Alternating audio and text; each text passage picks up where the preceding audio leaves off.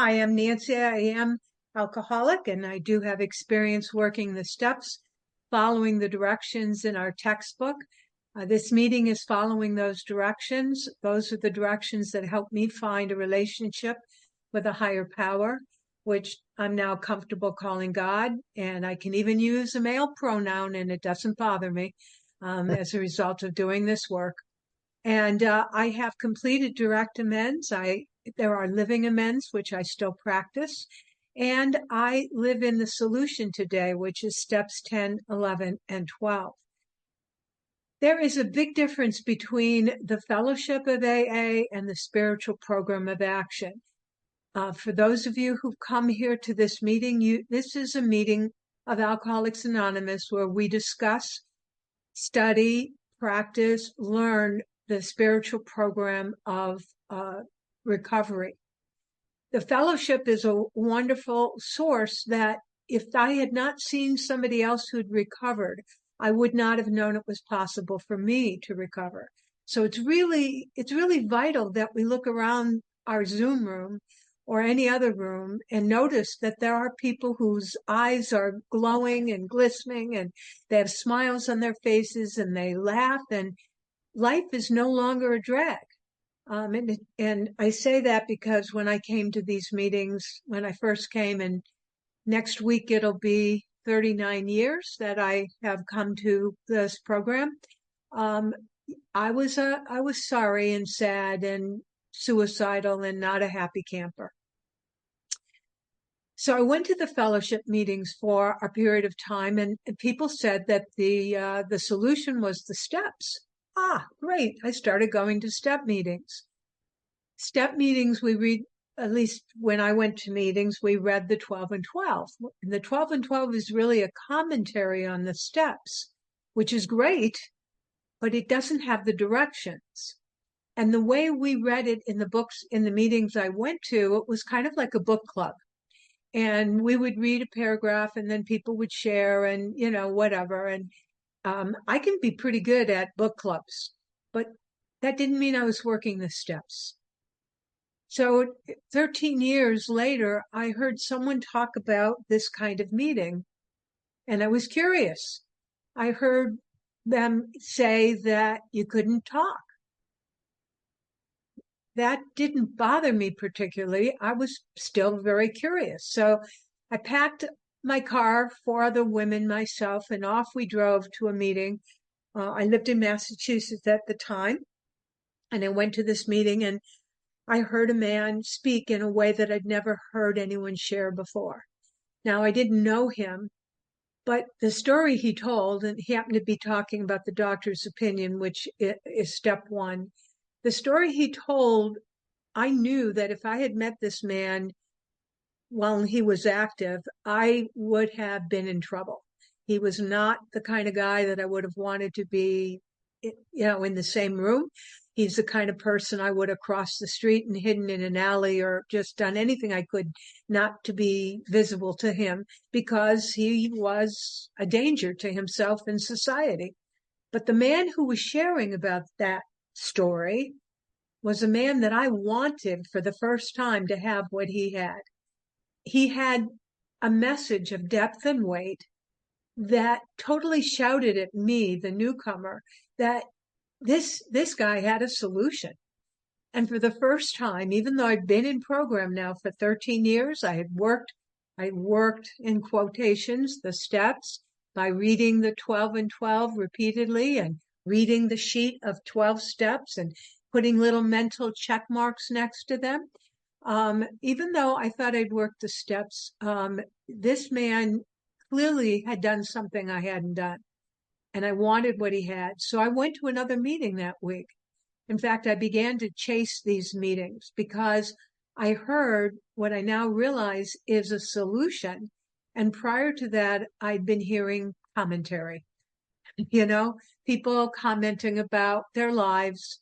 And in some cases, maybe even complaining about their lives and telling you how bad it was and so forth, and dramatizing, what it was. And we can tell good stories and we can laugh and we can, in fact, what we just read tonight, which is the first part of step 12, we're encouraged to match our prospect's mood. And so if he or she is in a funny mood and humorous mood, well, we can match that. If they're serious, we can match that and so forth. What great advice. What great advice to just be present with another person, be totally present with our hearts open, knowing that there but the grace of God go I. Because if you're there on a 12th step conversation, you're in a better place than the fellow or the gal that you're talking with. So I wanted what this person had. I chased it. I went to another meeting. I was determined to get a sponsor. And there were exactly 3 women who were qualified to sponsor. And I went up to the first one and she said no. She was full. The second one said no. I'm so, so grateful. The third one said yes. And approximately, I don't know, maybe 8 weeks later, I don't think it was even that long, I was writing. The famous writing, whatever that was. I didn't know what it was, but maybe that was the cure. Maybe that was what was going to fix me. Well, it turns out that the whole purpose of this book, and it didn't say it particularly in this chapter, but it says it elsewhere, is to help you find a relationship with a higher power that will solve your problem, all your problem, not just the drinking problem, any problem. And so that's the purpose of the steps. The solution is not the steps. The solution is finding a relationship with a higher power. And as I told you, this process helped me do that. When I came to this program, I believed God existed. So when I saw step 2, which said came to believe that a power greater than ourselves could restore us to sanity, that was where my little mental check mark went next to that line on the sheet of steps. And it went there because I believed in God, so I didn't have to come to believe, so I thought. Now, I hope you hear the arrogance in my voice, and I know those of you who can see me can see that I'm being, sarcastic here. But I put that little mental check mark because I believed God existed and I didn't need to be restored to sanity. And why did I say that? Well, it turned out that I have credentials and I've worked in a psychiatric hospital. I went home at night. I had the keys. I didn't need to be restored to sanity. It's the people in that institution that needed to be restored to sanity. They were what our society said were mentally ill. Little did I know, I've suffered from a major mental illness, and that the solution is, again, this spiritual solution, which is finding that higher power. But fortunately, when I heard that man speak and was willing to go to any lengths, got myself a sponsor, read the first 64 pages as I was instructed. I didn't look up words. I'm way too smart for that. I have a great vocabulary. Thank goodness for sponsees, because now I look up words. Like today, I was giving instructions to a sponsee for her, the writing in her, the 4th step on the sex conduct, and unjustifiably aroused jealousy, bitterness, suspicion. So we both said, well, what does unjustifiably mean here? Because there's no justification for arousing jealousy, suspicion, and bitterness. So we looked up that word unjustifiably. So today I'm teachable. I wasn't when I first started. So I urge you, if you're listening and something that is being said, whether by me or other speakers who share, etc., captures your soul, and you say to yourself, like I said to myself, there's something different here and I want what they have, and I'm willing to go to any lengths. Well, some of the lengths are to humble yourself and get stupid. You know what I mean? Be open to learning. And with all my academic degrees, I feel so lucky that I am here and that I am open to learning. At any rate, I worked with that sponsor until she moved out of state. At that point, I was just about to finish my writing. I then got a second sponsor. I gave away my fifth step. I had an amazing spiritual experience in the end of my fifth and in step 6 and 7. And I really felt I was catapulted, as they say in another previous reading, into that fourth dimension. And I've never felt the need to return. Never felt the need to go back to a three-dimensional life. It's boring, folks. It ain't satisfying at all. So at any rate, I was now at steps 8 and 9. And strangely enough, I was also at steps 10, 11, and 12. Why? Because that's the solution. The solution is to continue to take daily inventory when these crop up in step 10, to recognize it. And I now know what to do to, take it to God, talk to others, make amends, and so forth. And step 11 is vital. For those of you who are writing, you are doing an exercise to help you get in touch with a higher power on I hope, a daily basis, because you're writing daily, because that is what we need to do. That's what I need to do on a daily basis, is bring myself to that higher power. And again, be open for instruction, be open for guidance. Let God guide me today. And that's step 11. And then here we are in step 12. Well, if I've done these things, I've had a spiritual awakening and spiritual experience. I'm not the same person that came here 38 plus years ago. And I remember the old timers saying you had to change the person that you brought in order to recover. I did not know that, but they were somewhat right that person had to change, but they were wrong about the fact that I had to change her. You see, I cannot change myself. Now, I had gone to therapy and I'd worked with counselors, and, at one point I was even on, psychiatric medication and so forth. But I can't change myself. However, when I humbled myself to get a sponsor in this big book program, follow the directions she showed me that were right there in the big book. Who knew there were directions? When I did that and I followed those directions, I did get a relationship with a higher power. That relationship continues to grow, which is step 11 again, and continues to help me be a different person. It's not me. In step 7, we asked God to remove those defects of character. I can't remove them. I can name them now. I can see when they crop up. There's like a physical thing in my body that tells me that something has cropped up and I need to examine it.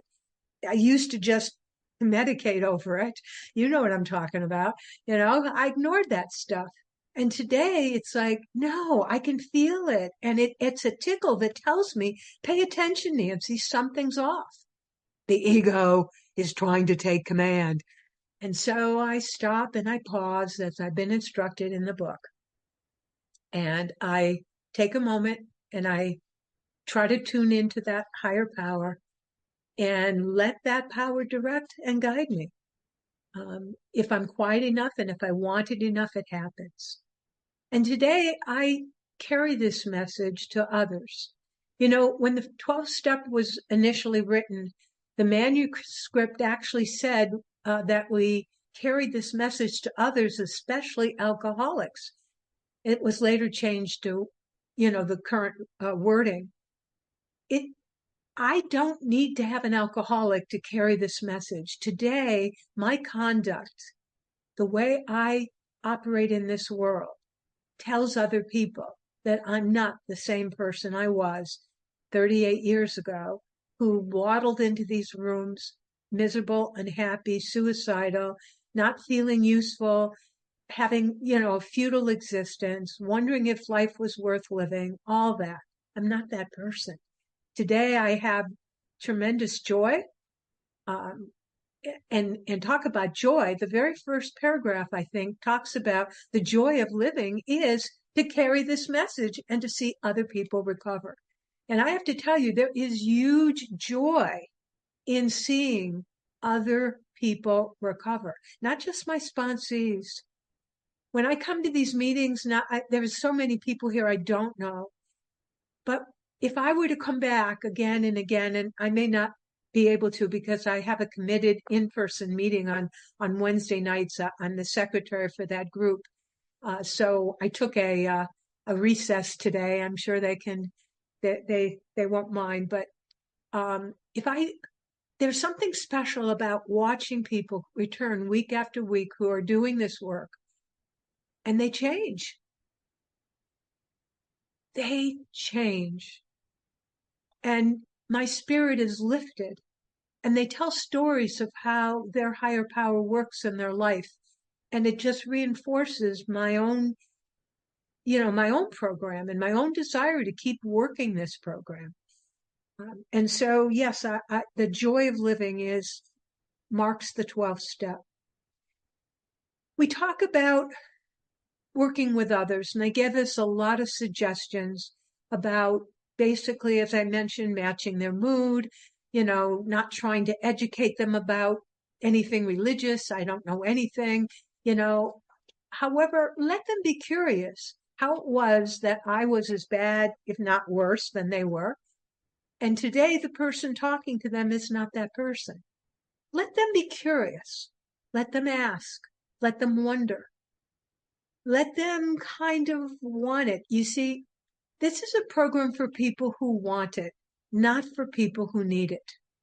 That's so important because when I first came into these rooms, I thought anybody who had a problem needed it. And I wanted to carry the message, But this is a program for people who want it. If you've come here tonight, it's because there's something in your soul wanting this. You want recovery. I do. That's why I'm here. And so it's a program for people who want it. And it says, we have no monopoly on God. I did something which the first 100 alcoholics basically did, and they wrote their directions in this book, and I've tried to follow those directions. And as a result, I too am in a different place, a better place than I was before. And now, if you want what I have, what I have to offer you is the directions. And I don't have to make up anything. I remember the first time somebody asked me to sponsor them in this program. Now, I'd been asked to sponsor 13 years previously when I was in open AA in, discussion meetings. And at that time, I thought I was supposed to bring all the knowledge I had as a counselor, as an empathetic friend, as an advisor, and, all that kind of stuff. It doesn't work. That's not what people need. Maybe they want it, but they ain't what they need. And today I now have something to carry. I carried a mess before. Today I carry a message. And the message is that if you find a power greater than yourself and develop that relationship, truly let go of you being in charge, miraculous things will happen and you'll recover. I've seen it happen time and time and time again. So I think that's what I want to share with you about the 12th step. And I look forward to hearing your experiences. Remember the joy of living. It's the joy of living that we share by working this program. Thank you.